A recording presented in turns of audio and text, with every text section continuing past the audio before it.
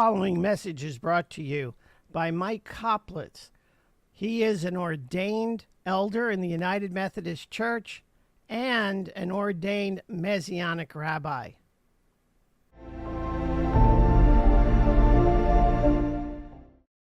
Chapter 6, 27 to 35 contains what we call the Golden Rule. Now, this narrative talks about loving each other and loving people you hate and who hate you and loving people who curse you and so on. Jesus talked about loving your enemies. That was pretty rad back then. Even mentioned loving sinners.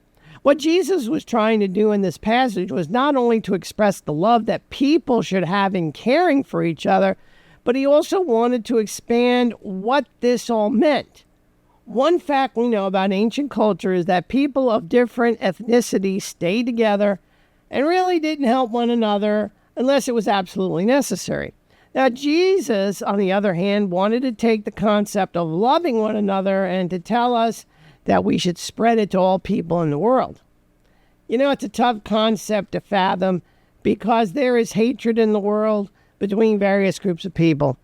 I think that it's sad that if someone is born in a different part of the world or a different region, that there are actually people who will hate them for that, just because you were born somewhere else. However, humans have exhibited this trait since the beginning of civilization. See, anthropologists actually tell us that civilization in the Near East grew along the Tigris and Euphrates River. Groups of people would congregate together, and eventually they built small cities.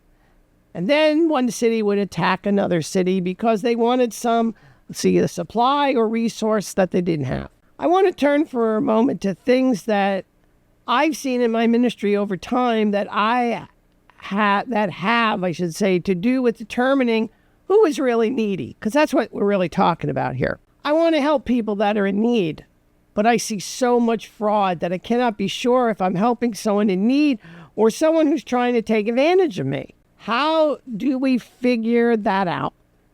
Well, because if I give my resources to people who really aren't in need, but they're trying to take advantage of me, then I won't have the resources to help out the truly needy person who comes to see me. Let me give you an example. I was at a church and a young couple walked in.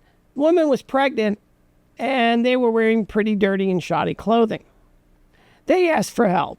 Several women from the church came to me and said that as pastor, I have to help these people. So I did as much as I could for them. They asked for a lot of money, a place to live, and so forth. The man could work. There was no reason he couldn't work. So we poured money into helping these people, thinking that we were going to help them get back on their feet. After about 6 weeks, a police officer came in to see me and told me that the couple had been breaking into homes and stealing jewelry.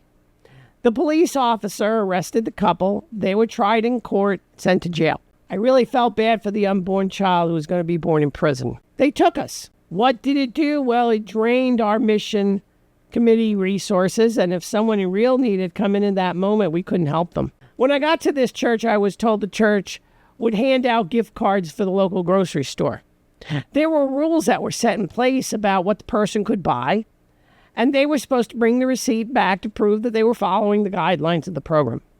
Only about 20% of the people sent back the receipts or brought them over.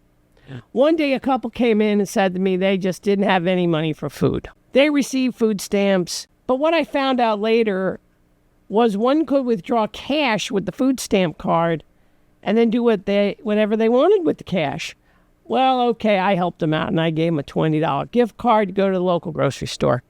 They actually returned the receipt, and that surprised me. They bought $20 worth of donuts. Obviously, donuts were not on our accepted food list. The program was designed for the person to purchase only fresh meats and vegetables.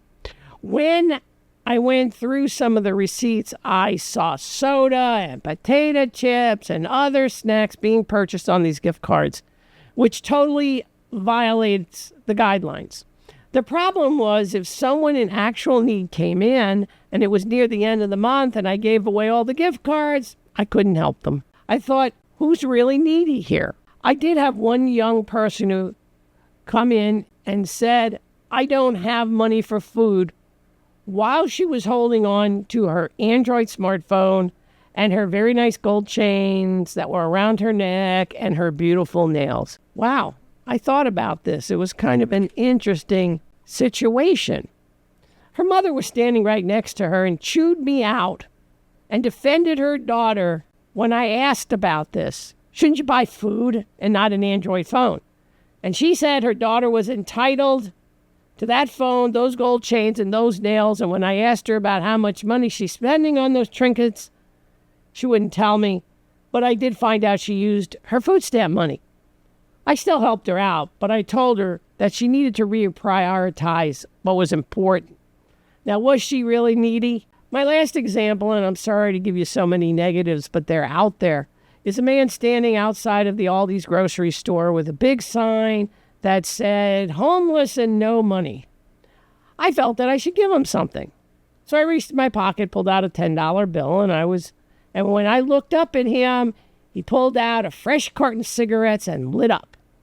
Put the $10 back in my pocket because this man was really not needy. If he can afford to buy cigarettes instead of clothes and housing, beware of fraud. Such a sad thing to say. Now, let me share with you in closing a story that touched my heart. A young mother, maybe 22 years old, came into the church with her baby and said she needed diapers badly and couldn't afford them. She then said to me that she just started a job and in 2 weeks she would get a paycheck and give me back the money that I was going to give her. I didn't expect to get the money back, especially after all the experiences I had at this church with using the food cards, the gift cards. However, I gave her a $20 gift card because that's what she said she needed to get the diapers for the baby. I was almost in tears when 2 weeks later an envelope showed up with a thank you card and a $20 bill from the mother. The secretary at church had been there for as long as the program had been running, so I asked her, did anyone ever pay the church back for the money that we were giving them? And she told me in her 25 years of the program, it never happened. That young mother touched my heart because she needed help and I could help her. And when she got on her feet, she sent it back to me so I could help someone else. Now that's true charity. It saddens me that there are people out there that are willing to take advantage of generous programs that are trying to help people in need. I have learned over the years to become more diligent about exactly who am I helping and when am I helping them. And again, it is unfortunate that I have to be suspicious. But I want to give to people who really need help and not to people who are trying to take my dime. In Jesus' day, you could tell when somebody was poor and in need. There was no such thing as government help. So if a person said to you they were homeless, they were really homeless. I'm not implying that someone who says they're homeless today may not be homeless, but we know this fraud exists. However, the government today will help people in need. In Jesus' day, that just didn't happen. So you could be sure that if you help someone who is begging on the street, they really need your generosity. Of course, that's in Jesus' day. And I wish we could go back to that time where the people who were truly in need would be on the streets asking for help. So I ask you, when you're about to help someone, ask questions and see if the person is truly needy. Because once you give your resources away and someone really needy comes along, you won't be able to help them, I should say, and it's going to break your heart. An afterthought is if you help a person who defrauds you, remember Jesus will be happy that your heart opened to the person and he will take care of the person committing the fraud. Thank you for listening to this message. I hope it blesses you in some way. And as always, Shalom.